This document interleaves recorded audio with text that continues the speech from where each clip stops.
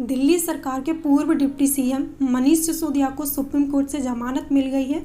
करीबन 17 महीने बाद उन्हें ये जमानत मिली है। ये जो जमानत मिली है उसके पीछे की कहानी है कि मनीष सिसोदिया पर दिल्ली के कथित शराब घोटाले के आरोप लगाए गए थे, जिसके बाद ईडी और सीबीआई ने इस केस की जांच करना शुरू की।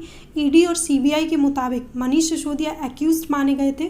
उसके बाद उन पर कार्रवाई की गई। कार्रवाई के बाद उन्हें जेल भेजा गया। करीबन 17 महीने तक उन्हें जेल में रखा गया और फाइनली सुप्रीम कोर्ट द्वारा उन्हें जमानत दे दी गई है। लेकिन जमानत देते टाइम उन पर 3 शर्तें निर्धारित की है सुप्रीम कोर्ट ने। पहली शर्त है कि उनको 10 लाख रुपए का बेल बॉन्ड भरना होगा और दूसरी शर्त है कि पासपोर्ट उन्हें अपना सरेंडर करना होगा ताकि वो विदेशी यात्रा न कर पाएँ। और तीसरी शर्त है कि उन्हें हर सोमवार को थाने में जाकर अपनी हाजिरी देनी होगी जहां पर उनका ये ट्रायल चल रहा है। इसके अलावा इस मामले में 2 से 3 बड़ी बातें और कही हैं सुप्रीम कोर्ट ने। प्रमुख रूप से पहली बहुत इंपॉर्टेंट है, जहां सुप्रीम कोर्ट ने कहा है कि राइट टू स्पाइडी ट्रायल के अनुसार एक एक्यूज के पास में यह अधिकार होता है कि उसके मामले में तेज़ी से सुनवाई होनी चाहिए। सुप्रीम कोर्ट ने ऑब्जर्व किया कि जो एजेंसीज इस मामले की जांच कर रही हैं वो बहुत ज़्यादा इस मामले में लापरवाही बरत रही हैं। इस मामले में तेज़ी रफ्तार से जो है वो सुनवाई नहीं कर रही हैं।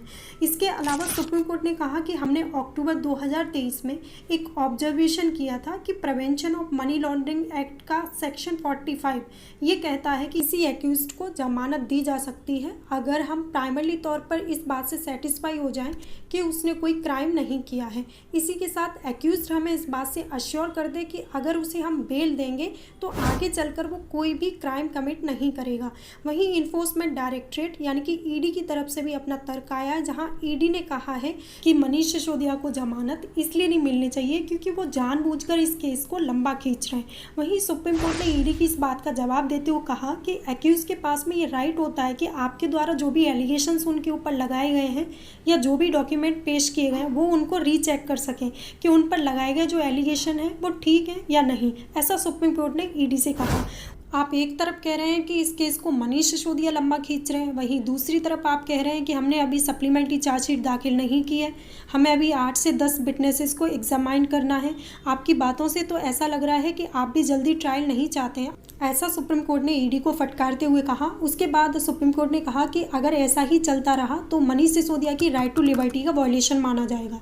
इसके अलावा ईडी ने सुप्रीम कोर्ट को एक और तर्क दिया। उन्होंने कहा कि मनीष सिसोदिया को जमानत चाहिए तो उन्हें दोबारा से ट्रायल कोर्ट जाना चाहिए, जिस पर सुप्रीम कोर्ट ने नाराज़गी जताते हुए कहा कि लिबर्टी का वायलेशन माना जाएगा। ये तो सांप सीढ़ी का खेल हो गया कि अगर उन्हें जमानत चाहिए तो वो एक कोर्ट से दूसरे कोर्ट में ट्रायल के लिए जाएं।